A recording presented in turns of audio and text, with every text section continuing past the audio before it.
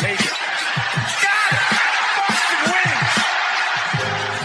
Two legends in basketball analysis with over 70 years combined experience. This is the Bob Ryan and Jeff Goodman podcast. NBA, some college.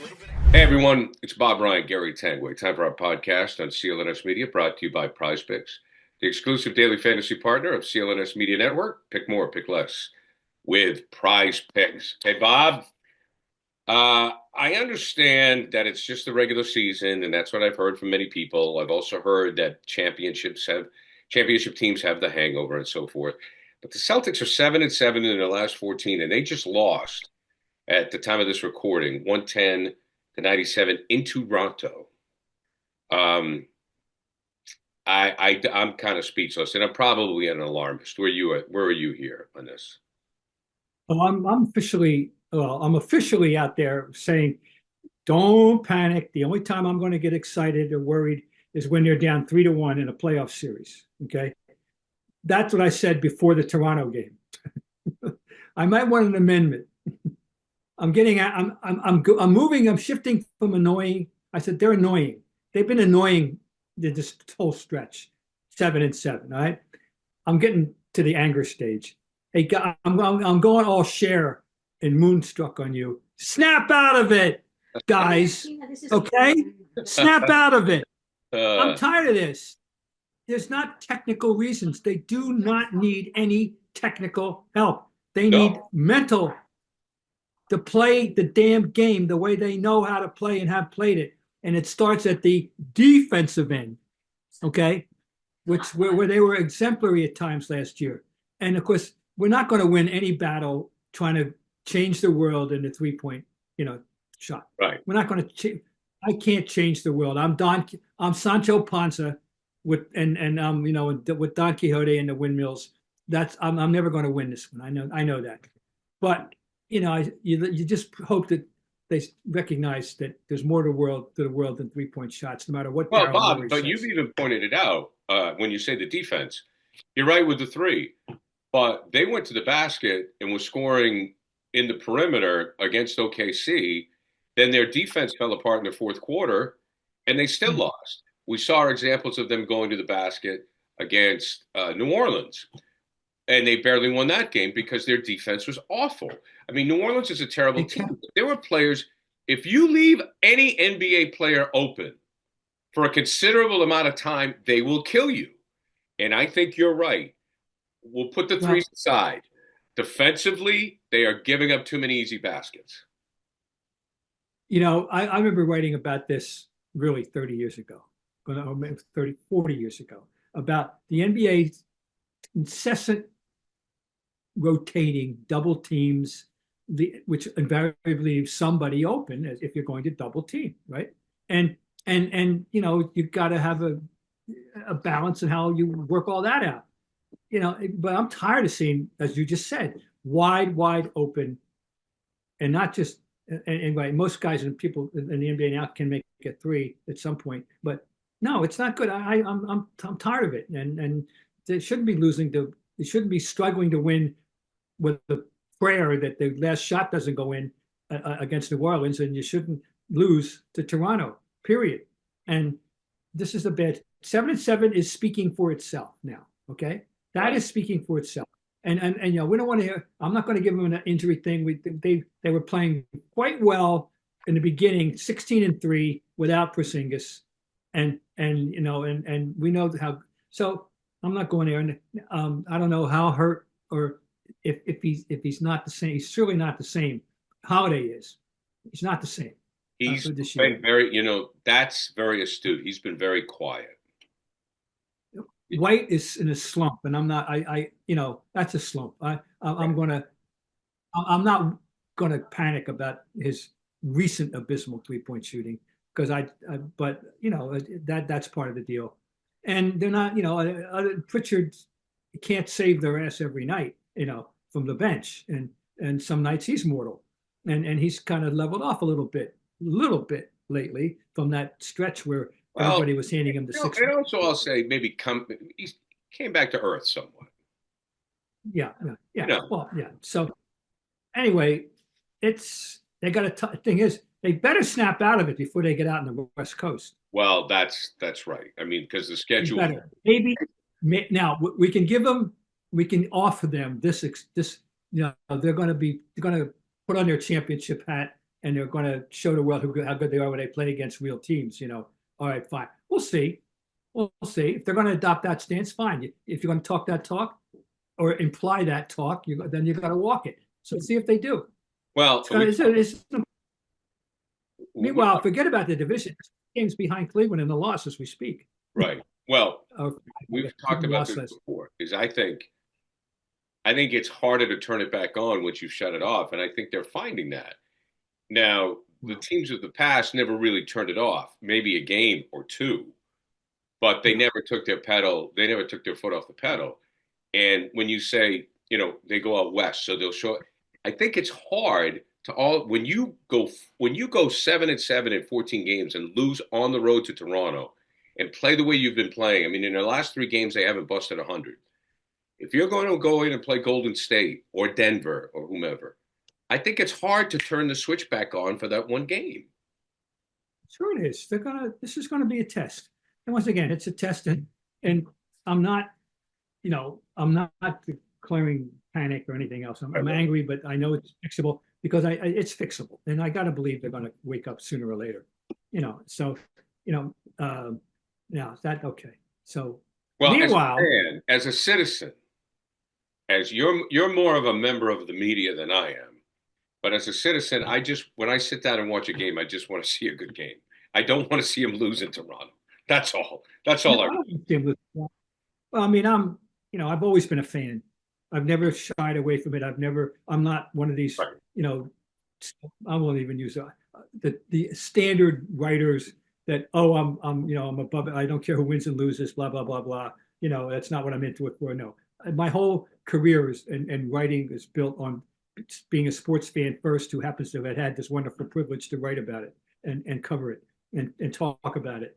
So, but I'm a fan. Yeah. So I watch it with both, both hats available. So, but when I sat down to write in my day, I tried to be a respectable journalist, right. But I always respected the fact that I was writing for a certain audience and people, and I think when you're writing in a city, you try to reflect the attitudes, I mean, you have to pay attention to the mood of the fans. So anyway, I'm a fan. I never said I wasn't a fan. And so I get angry, Good for you, Bob.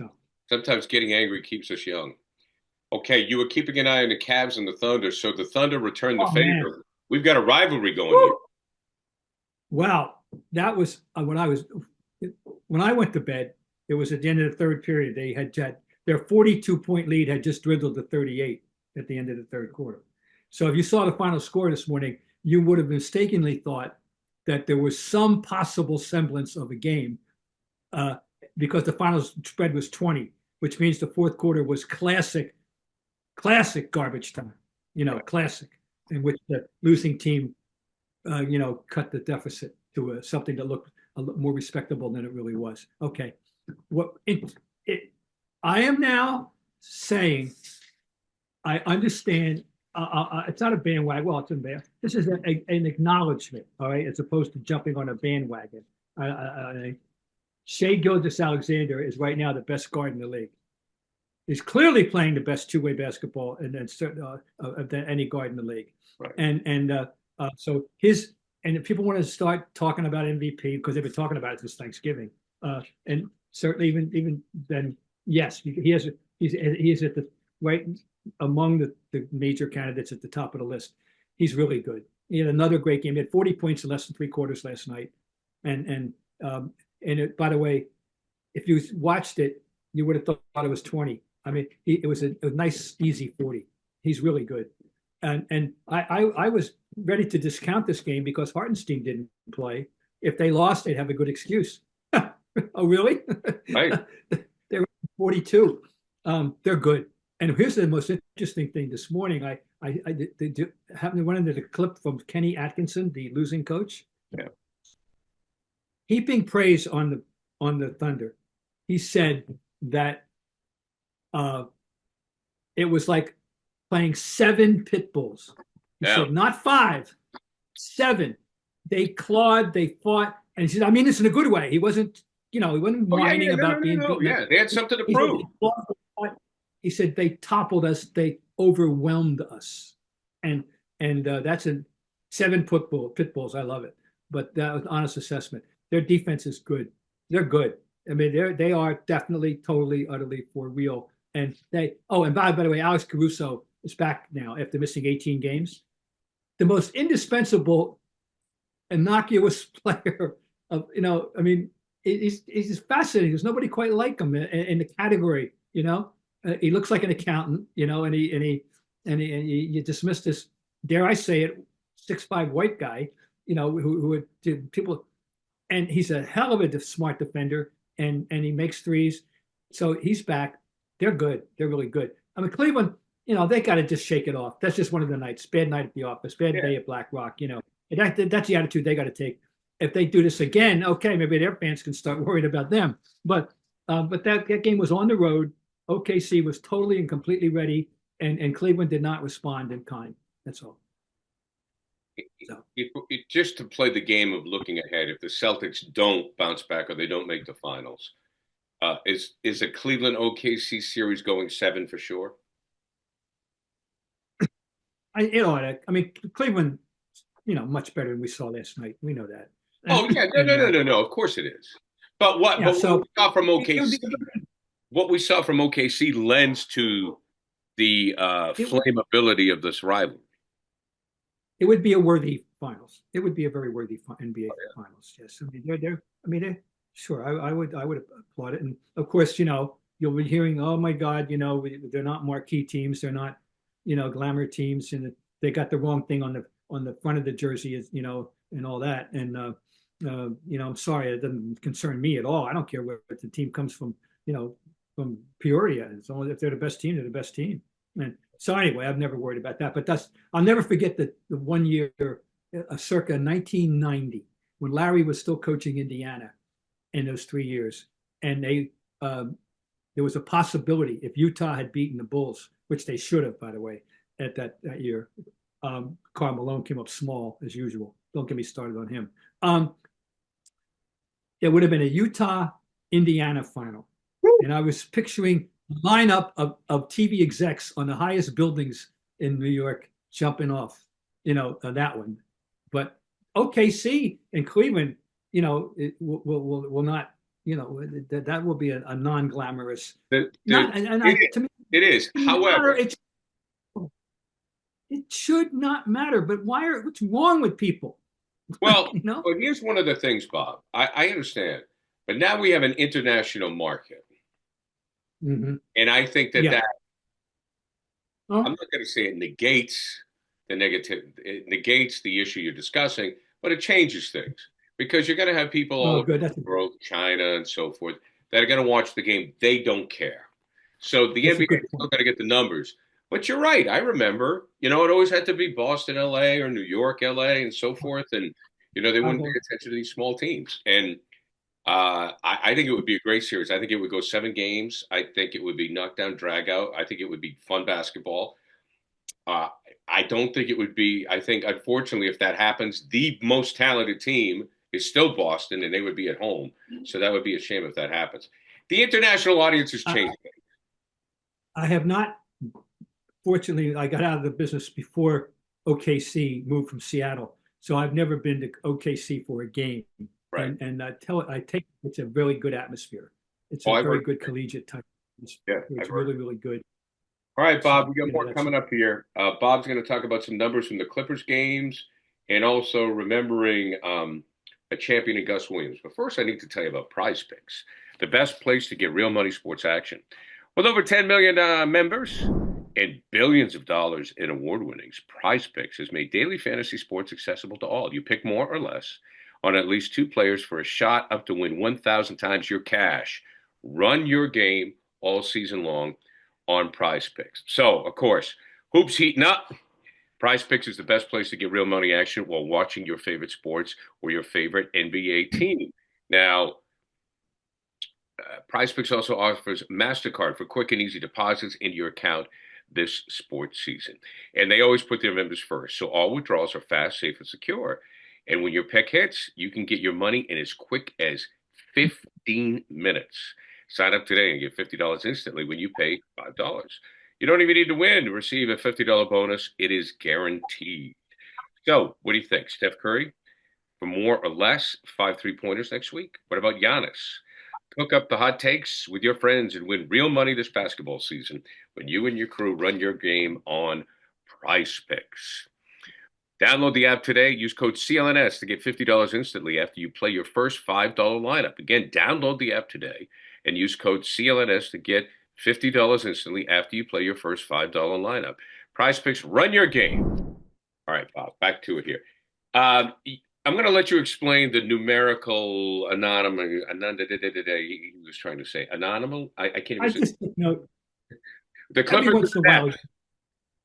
Every once in a while, a game just jumps out at you, and it's worthy of just comment.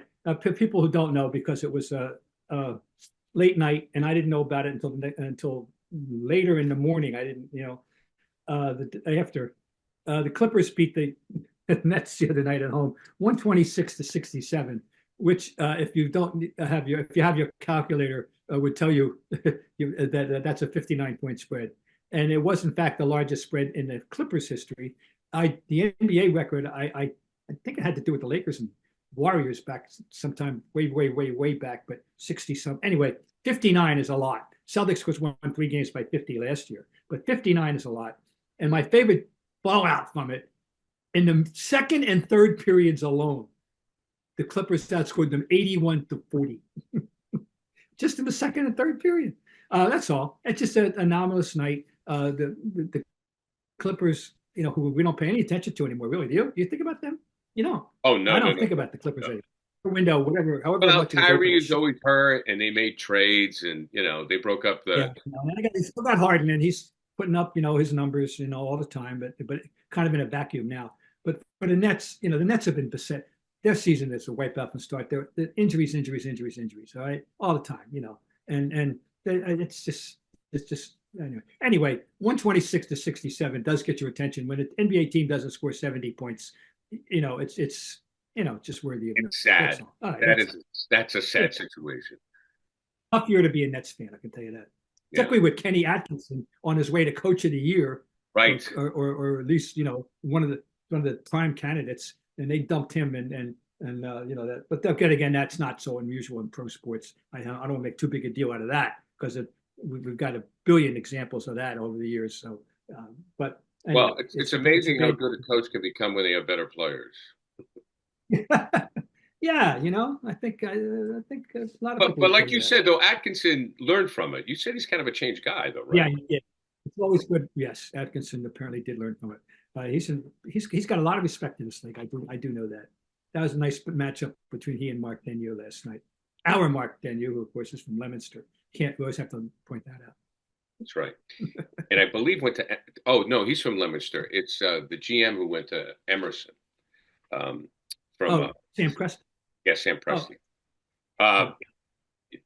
Unfortunately, Bob, at this time, you and I are always talking about a player who you covered, and I first watched growing up. And I remember Gus Williams with the 75 Warriors. You mentioned to me he was a rookie. Then went on with the Sonics, but he unfortunately has passed away. He was a hell of a player, man. He's a hell of a player. Gus is the next level below Hall of Fame. He's an excellent player. He's not in the Hall. I would never. But he had a 12-year career in which he averaged career average. Let's see, I got it here. Of 17.1, he shot 46% from the floor. Just some cool numbers here. His primary years were with Seattle. He became a free agent after the 76-77 season and signed with Seattle, and immediately made a mark with them and gave them a tremendous backcourt with Dennis Johnson and Slick Watts and downtown Freddie Brown. That was a potent backcourt. I remember, he was as fast up and down the floor as anybody in that time. He was a rocket ship, 6'2", out of USC in Mount Vernon, New York. And Paul Westphal said to me, he said, he doesn't have a green light, he has no lights. I love that line about shooting. Interesting. People forget he held out and missed the entire 80-81 season. His agent was the then notorious Howard Slusher. There was a point in time when Howard Slusher was the Boris of basketball. Okay, so he was the Boris of basketball. I got to know him because of my friendship with Paul Westphal, and Westphal was one of his clients. I actually once stayed at Howard Slusher's house, and so yeah, a real interesting guy. He held out on a contract dispute the entire 1980-81 season, which is how many times does that happen in our you experience? lose a year salary, man. That's a lot. Yeah. So he was a member of the 1979 championship Sonics, and that team, starting lineup, that team should have accomplished more than that. They lost in 78 before he got there. And no, I'm sorry, he lost the first year to the Bullets, the then Bullets, now Wizards. And then in 1979 they won and beat the same Bullets in a rematch. During the 79 playoffs, Gus Williams averaged 26.6 points a game for the entire playoffs, wow. 17 games. That's good numbers, very good numbers. So he was a two-time All-Star. He was a one-time first-team All-NBA, 81-82. The year after he held out, how's that?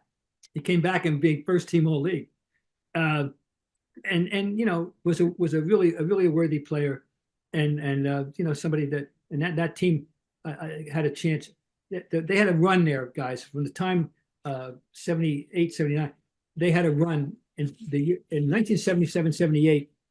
Bob Hopkins, who was first cousin of Bill Russell, by the way. Bob Hopkins was the coach. He was fired after 18 games when they were 5-17.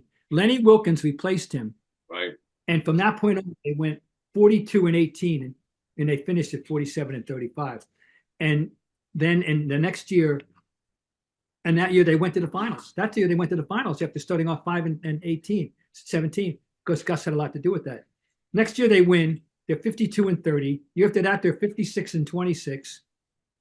Setback in 80-81. Guess who didn't play? Gus Williams. They went 34-48. Talk about proving your valuable nature of the team. And then 81-82, it comes back to 52 games. So it was a nice little run. By the way, for people who, a lot of fans, of course, do know this, he's the older brother of Ray Williams. And, of course, we did have Ray Williams for part of the 84-85 season. Ray Williams was a stat filler, which included quadruple stats, which included turnovers. I got to tell you, I'll never forget this one. He's playing for the Knicks, and Hubie Brown is the coach. And there's a playoff game in which he has a quadruple double, including turnovers. Or at least he had a triple double, including turnovers.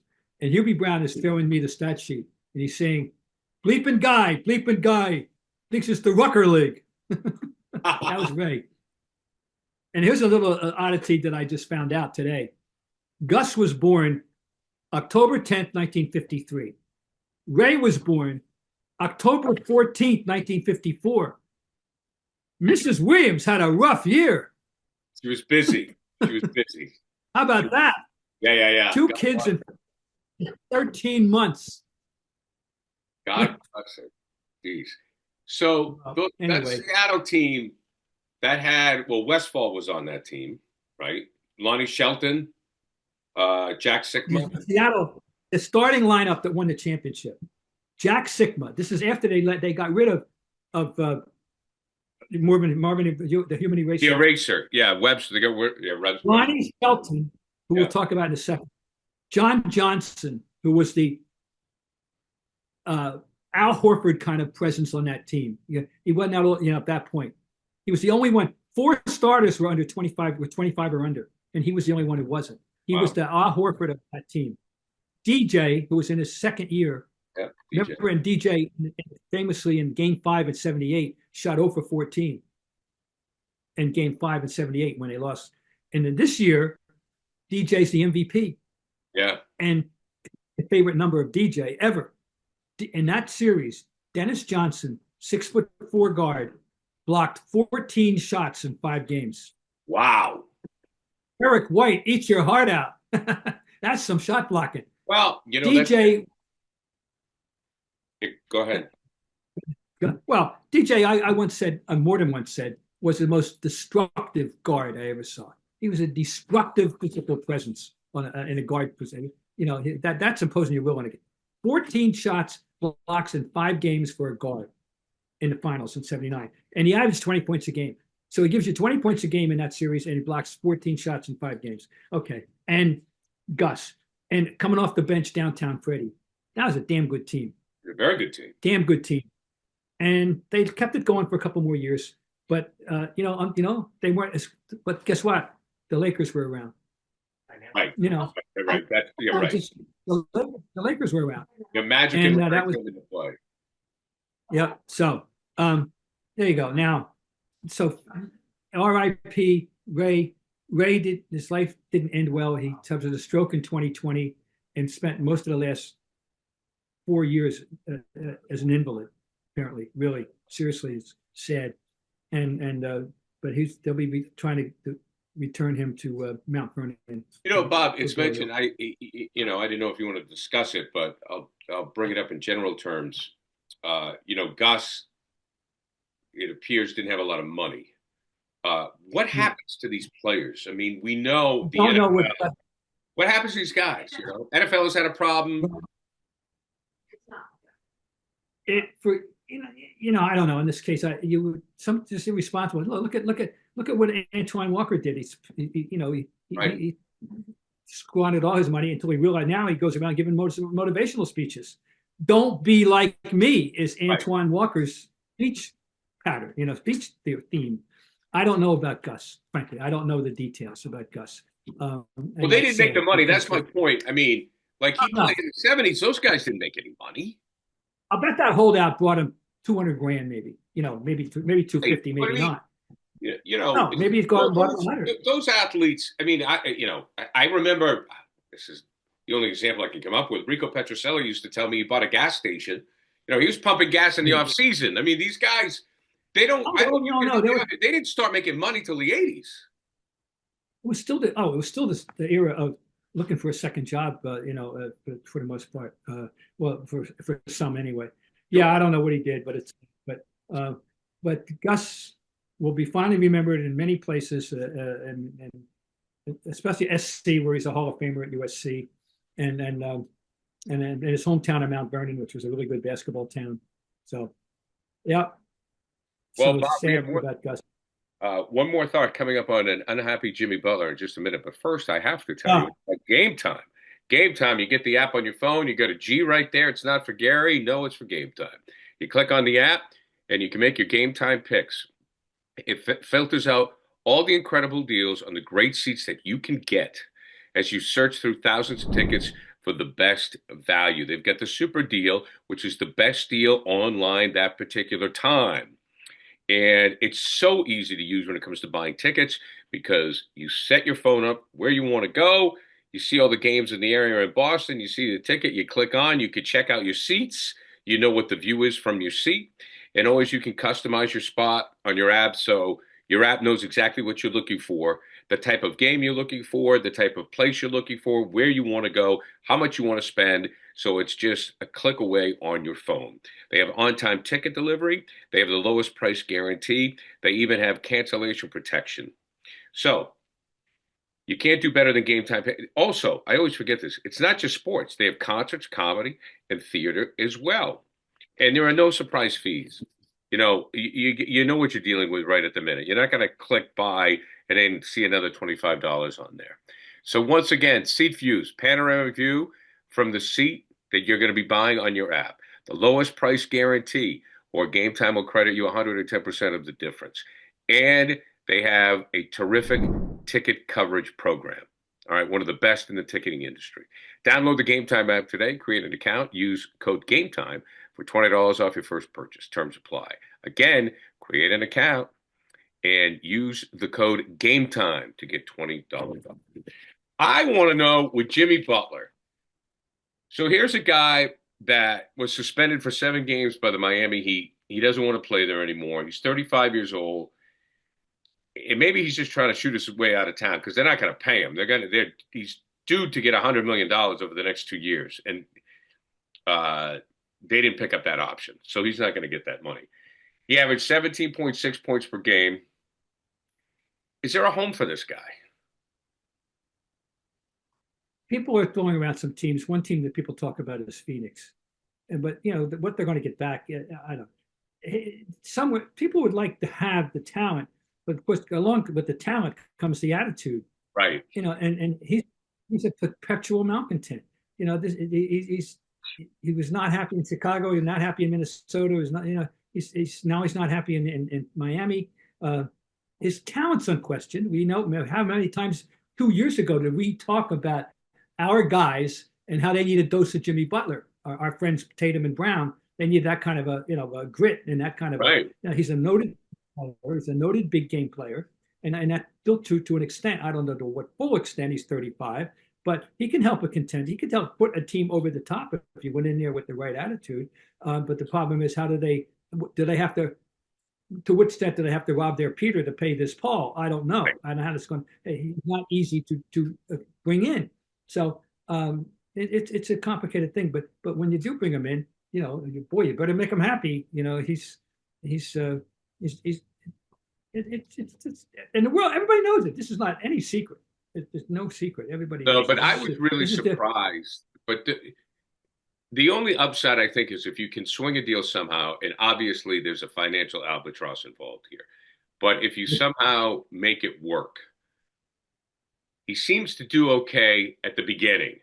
So if you brought him on a contender, like I'm not saying the Celtics don't need Jimmy Butler, but if you brought him on a contender like Phoenix, you mentioned, or as a veteran, I think he would be okay for a year or two, and then it's see you later. Because at the beginning it's fun. I mean, Bob, I always knew who he was, and I thought he was a good player. Quite frankly, he surprised me in Miami. I didn't know he could take it to that level. I'm not sure. I won't disagree with you. I think he showed us all a lot there. No question. That's the first thing. He can do it. We had him on a certain level when he proved that he was worthy of being on a higher level. That's fine. Right. I agree with that. It's interesting, but he's so. I mean, he's just so specific. Everybody, you think about him, and you think about two things. The clutch play and the fact he's never happy or seldom ever happy. So that's so. But we're talking about a Hall of Fame talent. I mean, I can see him, someday having to make that speech in Springfield. So, Bob, before I let you go, I want to wins another one. Yeah. What's that? If he ever goes and wins another one, he's definitely going to Springfield. Right. Bob, going to change gears a little bit. Just your thoughts on Vrabel becoming the head coach of the Patriots. Mike Vrabel, I happen to, I'm very happy. I'm very happy about it. I think he was an ideal choice for them, and I'm really looking forward to it. But this guy's whole career path, going back to Ohio State, is so consistently positive, is so consistently upbeat, upward trending. He's a special guy. Funny you mentioned this because I was reminded, and I knew I had written about him at one point when I was, when he was with the Patriots, and it turned out somebody posted this on X the other day, the column, and I went and looked it up myself because in 2004, and the things that people were saying about him are worth repeating. People should know how far back it goes, that he had this enormous respect, enormous positive, Q rating. Everybody loved him and respected him. The word intelligence and character and perspective and all, it's always been there. So he's far from through. Obviously, he's in a prime of coaching life at his age, and we're really lucky to have him. And I think a lot of teams would have liked to have had him. And what happened in Tennessee, a lot of it was a falling out with a GM. Oh yeah, he wanted another. All right, so he's got his strong opinions. Everybody's wondering, where's this leave Elliott Wolf? I don't know for sure, frankly. I don't know, and I don't want to downplay the guy. at all, but God knows it's Ray Wolf's father. If you can give Vrabel the players, you're going to be a contender. That I know. Yeah. Because he did it in Tennessee, and he did it with a quarterback that the quarterback was just okay. I mean, he took an okay quarterback and went to a conference title game and won Coach of the Year.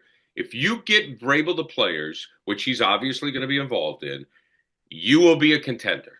That it's going to take a couple of years, but you will be a contender. Certainly, that coaches need or to be totally successful, and he has. I don't think anyone doubts that he has it. So we're lucky to have him. I'm happy. They're not going to go out and win 10 games next year. Oh no! Damn it! But you're going to enjoy having him as the coach. Yes, Quick story before I let you go. When Vrabel graduated from Ohio State, he went to Pittsburgh, and he kind of got lost in the linebacker thing there, defensive end rotation in Pittsburgh, even though he was the guy that forced the Drew Bledsoe fumble. But correct.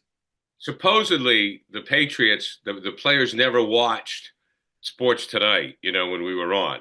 What we learned during that time when the Patriots became very popular, we were the only show on television every day, like locally.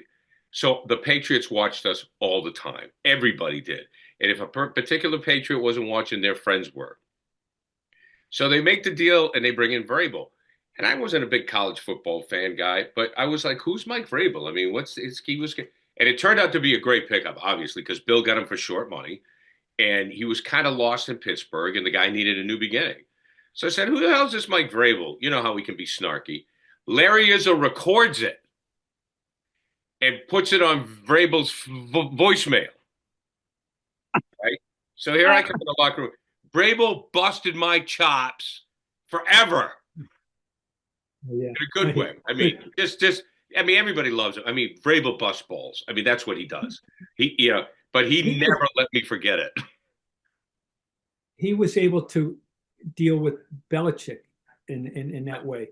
Right. There was a story about, Belichick was forever, like as was Parcells, they were forever talking about how the wonders of Lawrence Taylor. What a great player Lawrence Taylor was. To the point, so Vrabel comes out the next day with a Giants helmet on. Oh, yeah. That was great. Bill loved it. Yeah. Not many guys would have the, had cojones to try to make fun of Bill, but he did. And then you fast forward to that Tennessee game where Vrabel outcoached him. Yes. God, what a mental matchup that was. Penalty time killer he saved that one in his back pocket. Oh no, we're lucky to have him. Yeah, there's no doubt about that. All right, Robert, always a pleasure. We'll talk next week. We'll find Mr. Goodman, see what's going on there. Brought to you by Prize Picks, the exclusive daily fantasy partner of the CLNS Media Network. Pick more, pick less with Prize Picks. For Bob Ryan, I'm Gary Tanguay. We'll see you next time.